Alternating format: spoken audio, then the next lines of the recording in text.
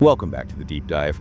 And I have to say, today is going to be a little bit different. A little bit meta, maybe? Yeah, exactly. Meta. HMZ. Usually we take a stack of articles about a specific event or, a scientific breakthrough, maybe a business trend, and we really pick it apart. We look for the what and the why. Precisely. Oh. But today we are looking at the architecture of storytelling itself. HMZ. It is a fascinating pivot. We're essentially pulling back the curtain on how history, and not just any history, but the massive, sprawling history of the United States, gets packaged, polished, and presented to us in the digital age. Exactly. We are looking at a set of excerpts from a source titled The Anatomy of Historical Megadoc Strategy. And the subject of this whole analysis is a YouTube channel. Which is interesting in itself. It is. The channel is called Beginning to Now. And they did something kind of audacious. They released what they call a full movie-style documentary covering the entire history of the United States. And when we say entire, we really, really mean the whole sweep of it. This isn't just a highlight reel of, the founding fathers in World War II. Not at all. The source material indicates this thing covers everything from the indigenous eras right up to its modern political and economic dominance. I mean, it's a monumental task to even attempt. It's huge. Yeah. But here is the thing that grabbed me, and this is really the mission of our deep dive today. We aren't just here to recite dates and facts. Right. This isn't a history class. No.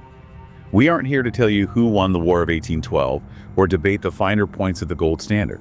We were here to uncover how you take a subject that big centuries of conflict, politics, culture, tragedy, triumph, and turn it into a single, comprehensive cinematic experience. And not just that, but one that keeps people hooked for hours. For hours. That's the key phrase you used before we started. Cinematic experience. Because that's what the source material highlights over and over. This is not a lecture. It is not a university professor standing in front of a whiteboard with some chalk. Not even close. It's a designed narrative. It's about tone. It's about pacing, editing, sound design. It's about how you frame a national narrative so that the viewer literally cannot look away. It's the difference between reading a textbook and watching a summer blockbuster, isn't it? One feels like homework, and the other feels like an event you paid money for. Precisely. And in the world of online media, we're always hearing that attention spans are shrinking down to nothing. So like 8 seconds. Exactly, to the length of a TikTok video. The very fact that these megadocs exist and are successful is a paradox in itself. It suggests that people do want depth. They crave it. Provided it's packaged correctly. It has to be packaged correctly. So let's start with that hook. Because when I was reading through the analysis of this channel's strategy, I was just struck by the sheer scale of the ambition. I mean, condensing the American experience into one video. It feels like a recipe for disaster. It really does. It feels like it should be boring or incredibly rushed or just a dry list of facts that puts you to sleep. And yet, the analysis shows they have a very specific winning formula. It's not just about the facts. It is not about the information transfer. It's about what the source calls high-stakes drama. High-stakes drama. They frame the entire history of the country not as a series of inevitable events that just sort of happened, but as a story about the resilience of the human spirit. Which, okay, that sounds great on a movie poster, but how do they actually pull that off? Let's get into the nuts and bolts here. Let's untack the narrative frame, because I think this is where they win or lose the audience in the first 5 minutes. Right. This is section 1 of our analysis, and it's crucial. The very first thing that stands out in this megadoc strategy is the tone. The source describes it explicitly as epic and authoritative. Epic and authoritative. I love that. It sounds like they are not messing around. It's not, hey guys, welcome back to my channel, smash that like button. They certainly are not. And to establish that tone, they use a very, very specific metaphor right out of the gate. Okay. They compare the United States to the modern Roman Empire. Whoa. Okay. That is a heavy comparison to drop in the first minute. It is, but think about what that does to your brain as a viewer. If I say, we're going to talk about the history of a country, you might think, okay, sure, maybe I'll learn something. You're in a passive educational mindset. Right, I'm getting my mental notebook out. Exactly. But if I say, we're going to talk about the rise of the modern Roman Empire, suddenly the stakes are astronomical. It implies grandeur, it implies power, and inevitably it implies the possibility of a fall. Right. Because everyone knows what happened to Rome. Rome did not last forever. It didn't, and that's the subtext. It sets a grand significance before they have even covered a single historical event. It taps into a deep cultural archetype that we all understand. Rome represents the peak of civilization, but it also represents hubris, corruption, and eventual collapse. So by applying that filter to the US, they're promising a story of truly epic proportions. It's not just history. It's mythology. It's mythology. You're effectively telling the viewer, this isn't just a lesson, this is a saga. In a sense, yes. It mythologizes a nation-state from the very beginning. And to match that Roman Empire vibe, the narration style is, well, the source has a very specific term for it. They call it preacher-like. The preacher-like delivery. I found this part fascinating because voiceover is such an art form, and we usually don't even think about it unless it's really bad. Yes, and this is a crucial part of the audio profile of the entire documentary. It's not a casual conversational YouTuber voice. No. It's not the fast-paced jump cut editing style of a TikToker either. The source notes that the delivery actually reflects the orators of the Great Awakening. The Great Awakening, you mean like the religious revivals in the 1700s in America? That's the style of oratory they're channeling. It's rhythmic, it's booming, it commands your attention. It treats the history of the nation almost like scripture. So it uses pauses really effectively. It creates a sense of weight and importance. Absolutely. I can almost hear it in my head. That deep, resonant voice. In the beginning, it's almost biblical in its cadence. And I guess that works because it maintains that gravity we were talking about. It keeps the content educational, sure, but it makes it feel emotionally resonant. It does. It tells the viewer, what you are hearing is important. This matters. It elevates the material from just information into something closer to revelation. So you have the Roman Empire metaphor setting the stage, you have the preacher voice setting the tone.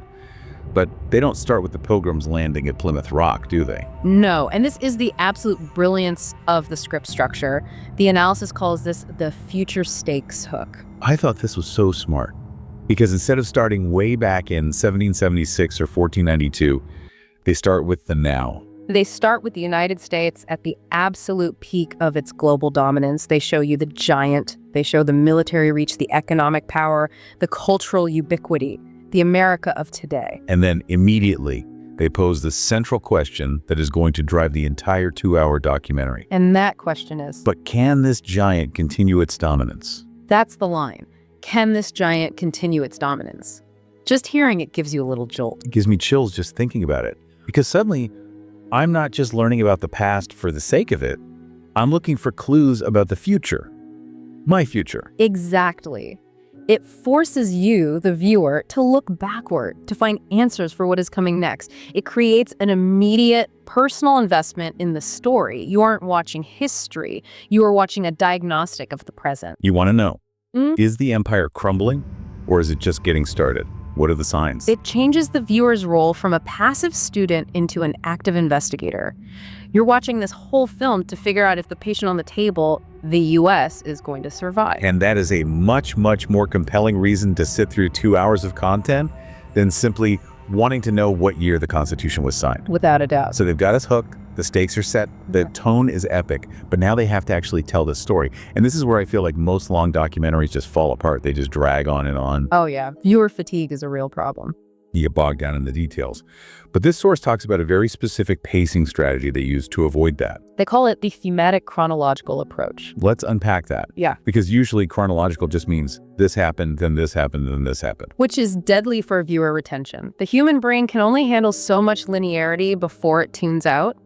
We crave pattern and we crave variation. So what does this mega doc strategy do that's different? It's distinct. It moves very rapidly through the broad political history, what our source calls the macro, but then it slams on the brakes to focus on color, the micro. This is the macro versus micro battle. It's like breathing. You zoom out for the big picture, then you zoom in for the tiny detail. A perfect analogy. Inhale, exhale. They zoom out for the sweeping political eras, but then they zoom all the way in for the bizarre, the tragic, or the intensely human. The source mentions the Gilded Age as one of those big macro eras, post-Civil War, industrialization, massive fortunes, politics, Rockefeller, Carnegie, big important stuff. Right, and it's necessary context. You cannot understand modern America without understanding the industrial base that was built in the late 19th century. But if you just give the audience 40 straight minutes of tariff laws, railroad monopolies, and labor disputes, and lose them. Their eyes glaze over, it becomes too abstract. Exactly. So how do they break it up? How do they reset the viewer's attention? They throw in the Kentucky meat shower. The Kentucky meat shower. I had to stop reading the source for a second when I saw that. I was like, wait, what? Can we just talk about this for a second? The source uses this as a prime example of the micro-bazaar. It is a perfect example. And for those who don't know, this was a real event. In 1876, chunks of what appeared to be meat literally fell from the sky over a farm in Kentucky. It rained meat in 1876 on a farm. It rained meat from a clear blue sky. Okay, my first question is why? Do we know why? I feel like I need to know why before we can even move on to the strategic purpose of this story. Well, the leading theory is actually it's vulture vomit. Oh, come on. I'm serious. The theory is that a large flock of vultures, also known as a kettle, was flying high overhead and had a moment of collective regurgitation of their most recent meal. That is simultaneously the most disgusting and most fascinating thing I've heard this week. And that is exactly the point. Imagine you're the viewer. You have been listening to 10 minutes of intense preacher-like narration about the complexities of post-Civil War reconstruction and industrial economics. Your brain is getting heavy. You are processing a lot of abstract data. Yeah, I'm getting a little sleepy. And then suddenly the narrator says, and in Kentucky, it rained meat. It wakes you right up. It's a jolt to the system. You're immediately paying attention again. It's a total pattern interrupt. It resets the viewer's attention. It serves as a palate cleanser. The source explicitly says these bizarre or tragic human interest stories serve a structural purpose. They prevent viewer fatigue. And it reminds you that history is weird.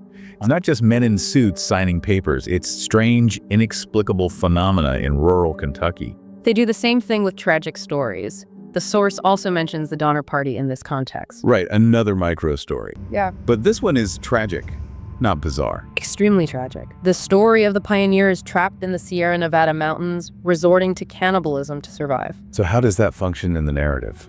It anchors the broad, macro concept of Western expansion into a specific, visceral, and horrifying human experience. You can show a map of the Oregon Trail, and that gives you the geography. That's the macro view. But to understand the stakes of the frontier, the fear, the cold, the desperation, the hunger, you need the Donner Party. It personalizes the entire era. You understand the danger of the frontier not through a map or a statistic, but through the story of a family starving in the snow. It takes the abstract concept of manifest destiny and translates it into the micro-reality of human survival. So the winning formula here is this constant oscillation. Yeah. You zoom out for the empire, you zoom in for the meat shower, you zoom out for the Industrial Revolution, you zoom in for the Donner Party. It creates a rhythm. It feels like a heartbeat for the documentary. Expansion, contraction, macro, micro. It keeps the pacing dynamic because you never know quite what is coming next. It could be a major war or it could be a really strange anecdote. And that unpredictability is what keeps you watching. Exactly. Okay, so the pacing keeps us watching, but what is the story actually about? Because a list of events, even with some really weird ones thrown in, isn't a narrative, it's just a list. The source talks about the paradox of American identity. And this is where the documentary moves from just being entertaining to being authoritative and meaningful. Yeah. This is where it develops a thesis. Because if you were going to tell the entire history, you have to have a point. You have to have an argument. And their argument is built around this idea of the great experiment. Exactly. The central narrative tension is built on a massive contradiction. On one hand, you have the founding ideals, the soaring rhetoric of the Declaration of Independence. All men are created equal. The city on a hill, the land of the free, the dream. And on the other hand, you have the reality of American history. The parts that don't make it into the patriotic songs. And the source notes that the script does not shy away from these darker aspects at all.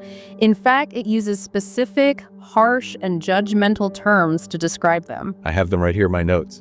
It mentions the grotesque reality of slavery and the nadir of race relations after Reconstruction. Grotesque and nadir. Those are powerful words. They aren't sugarcoating it. They aren't saying it was a complicated time or everyone thought that way back then. They are making a moral judgment within the narrative itself. And I think that's really important for you, the listener, to understand. This doesn't sound like propaganda in the sense that it's just a video saying America is perfect and has never done anything wrong. No, and from a pure storytelling perspective, that would be a terrible strategy.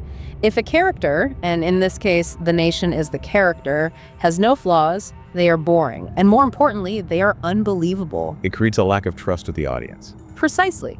If you present a version of history where the U.S. is a flawless hero, the audience immediately checks out because they know, on a gut level, that it's not true. It feels dishonest. So by confronting the paradox, the huge gap between the ideal of equality and the reality of slavery and racism, the documentary creates a complex character arc for the nation itself. It acknowledges the struggle. It makes the modern Roman Empire feel real. It has sins. It has contradictions. It has demons it has been wrestling with since its very inception. And that raises the stakes again. Can a nation built on such a massive fundamental contradiction actually survive? Can a nation that declared all men are created equal while holding millions of people in bondage actually reconcile that hypocrisy? And that links right back to the future stakes hook we talked about at the beginning. Can this giant continue its dominance? The unspoken question is, does it deserve to? It's the central conflict of the movie. Will the protagonist overcome their fatal flaw? Exactly. The paradox drives the plot forward. So we have the character America. We have the flaw, the paradox. Now we need the plot points, the actual events. The source calls these tipping points. This brings us to Section 4, the high conflict eras. The documentary, according to this analysis, seems to focus heavily on these breaking points. The moments where everything could have just fallen apart. The source lists a few key ones. The shot heard around the world at Lexington and Concord. Start of it all. The Battle of Gettysburg, which really was the high watermark of the Confederacy.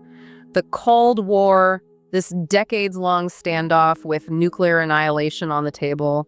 The Great Depression. These are the moments where the narrative implies it could have all ended right here. The whole experiment could have failed. The Mexican-American War is also noted, specifically in the context of music cues, which is something we definitely need to get to in a minute.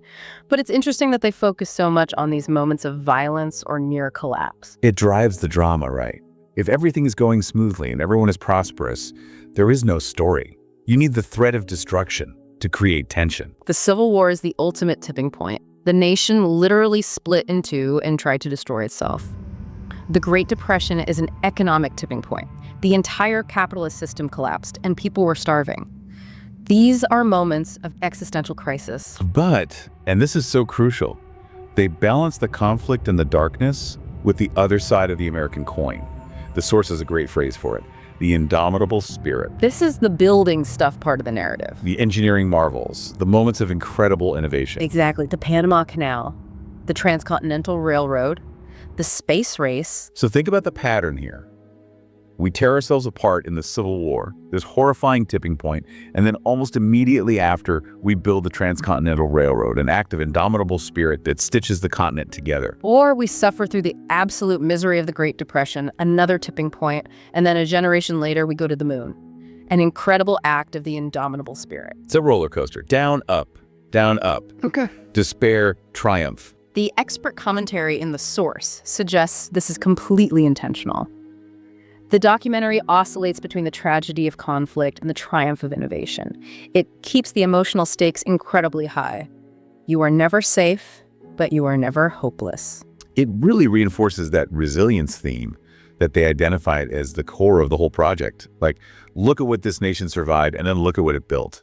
It makes you feel, I don't know, invested. It makes you feel part of a legacy, which is exactly what a national narrative is designed to do. It transforms you, the viewer, from a passive observer into an active participant in this ongoing lineage of resilience. It's empowering. It is. It says, your ancestors survived the Depression and beat the Nazis and went to the moon. You come from stock that endures. And it acts as a perfect counterbalance to the paradox we discussed earlier. Yes, there are sins and contradictions, the deep flaws in the character, but there is also this incredible ability to achieve the impossible, the indomitable spirit. The tension between those two forces is the story of the United States, at least according to this documentary's framework. But none of this works if it looks like a PowerPoint presentation from 1998. You can have the best script in the world, but if it's visually boring, people are clicking away to watch cat videos. So we have to talk about the sensory experience. Section 5, Sensory Storytelling, the Edit. This is where the megadoc separates itself from a standard history lecture on YouTube. It is all about the visual assets. Right, and the source highlights the focus on visual fidelity, It specifically mentions 4K high definition. Which is an interesting choice when you're talking about history, right? I mean, the 1800s were not filmed in 4K. Abraham Lincoln was not walking around in Ultra HD, no. So how do they do that? How do they make a grainy old photograph or a tintype from 1860 look like it belongs in a slick, modern 4K video? They use what this source calls cinematic B-roll, and they are extremely specific about their archival assets. They don't just show a generic, low-res picture of a city from the era. The source mentions very specific examples. Like Jacob Riis's slum photography. Yes. For anyone who hasn't seen them, Jacob Riis was a photographer in the late 19th century who documented the horrific living conditions in New York City's tenements. His photos are haunting. They're so raw. The faces of the people, the cramped rooms. They are gritty, high contrast, textured. Even though they are black and white, when you scan them in an extremely high resolution and then slowly pan across them, their classic Ken Burns effect, but on steroids, they feel immersive. You can see the dirt on the children's faces. You can see the frayed threads on the coats. It brings the humanity out of the history. It's not just a statistic about poverty. It's a person's face. It removes the distance. It stops being a historical document and starts being a window into a real lived moment. And they combine this with other items, like remember the main propaganda from the Spanish-American War. Right, so they are using the actual media of the time. It grounds the story in reality. It's not just a narrator telling you about the lead up to the war. They show you the actual poster that was used to get people angry. It's visual evidence. It's primary source material presented in a cinematic way. And that combination transforms the lecture into that full movie feel they're going for.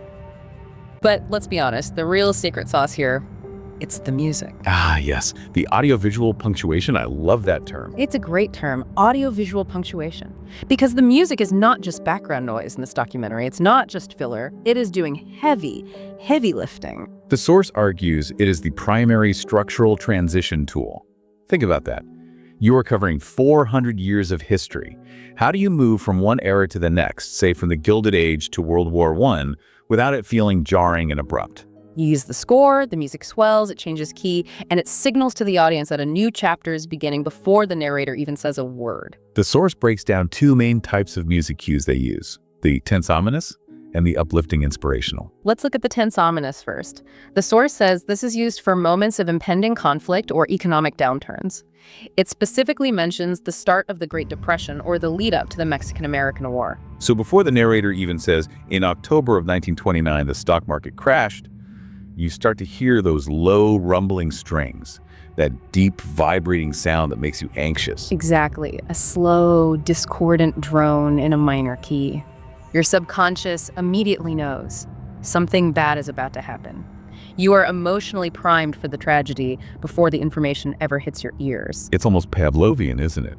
The music tells us to feel scared, so we start to feel scared. And then, on the complete flip side, you have the uplifting inspirational music. Which is used for those moments of progress we talked about. The survival of the Jamestown colony against all odds, the signing of the Constitution, the space race. Oh, I can hear that in my head too. It's the swelling French horns. It's the big major chords. It's a soaring, triumphant melody that just keeps building and building and building. It makes you feel like you're taking flight. It's the sound of overcoming obstacles. It subliminally guides you, the listener. It tells you exactly how to feel about a historical shift. When the music changes from that ominous drone to that soaring theme, you know the chapter has changed. We've moved from a tipping point to a moment of indomitable spirit. It's a nonverbal roadmap for the entire documentary. Yeah. It's incredible how manipulative, and I mean that in a good storytelling way, editing can be. You are being steered emotionally for the entire runtime. That is the craft. That is the storytelling architecture we talked about at the very beginning. The music acts as the emotional glue that holds all these disparate events. The meat showers, the wars, the paradoxes, the inventions together into one cohesive stream of consciousness. So let's try to summarize this winning formula. We've looked under the hood of this beginning to now documentary. We've dissected the strategy. Where do we land? Well, if we boil it all down, the strategy is about packaging. It's about taking fragmented, messy, complex, and often contradictory historical events and packaging them into a cohesive, cinematic, and emotionally resonant experience. It starts with the frame, the modern Roman Empire comparison, and the preacher-like authority to give it weight and stakes. Then it uses a specific pacing. the thematic-chronological approach. You get the macro political history for context, but it's broken up by the micro-bizarre stories, like our favorite meat shower, to keep you engaged. It confronts the character of the nation, the paradox of American identity. It doesn't shy away from the tension between the ideal of freedom and the grotesque reality of its history. It uses that paradox to create drama, the constant oscillation between tipping points of conflict and collapse, and moments of the indomitable spirit of innovation and creation. And then it seals the deal with the sensory storytelling. The high-quality 4K visuals and those powerful, emotional, and, yes, manipulative music cues that tell you how to feel. And underneath it all, that one unifying theme that the source keeps coming back to, the resilience of the human spirit, or more specifically, the indomitable American spirit. That is the core message of the whole thing. So the end goal really is to transform what could be dry educational material into high-stakes drama. Exactly. Which brings us right back to that provocative question we started with, that future stakes hook that they put right at the beginning. Can this giant continue its dominance? It is the question that keeps the viewer watching until the very last second, because the documentary frames the entire history of the country as leading up to this moment, the moment the viewer is living in right now. And I want to leave our listener with a thought today, a question to sort of mull over. If we apply this thematic chronological pacing model to right now, to the moment we are all living in, what part of the documentary are we in? That is the question, isn't it? A pretty powerful one. Are we in a macro political era dealing with the big sweeping shifts of the modern Roman Empire? Are we seeing the cracks in the foundation, or are we reinforcing them? Or are we in an indomitable spirit phase? Are we on the cusp of inventing the next big thing that will change the world, the next transcontinental railroad or space race? Oh, and this is my favorite possibility. Are we just in a micro moment? What do you mean? Are we just living through a really long, weird Kentucky meat shower segment? A micro moment of bizarre human interest. You know, it's entirely possible. Sometimes history is just weird for a while before it gets serious again. Maybe we are just the comic relief. The strange anecdote that future historians will use to break up the dense political analysis of the early 21st century. It's something to think about. Are we the main plot, or are we the meat shower? Exactly. On that note, thanks for diving deep with us today. It was a pleasure. We'll see you next time.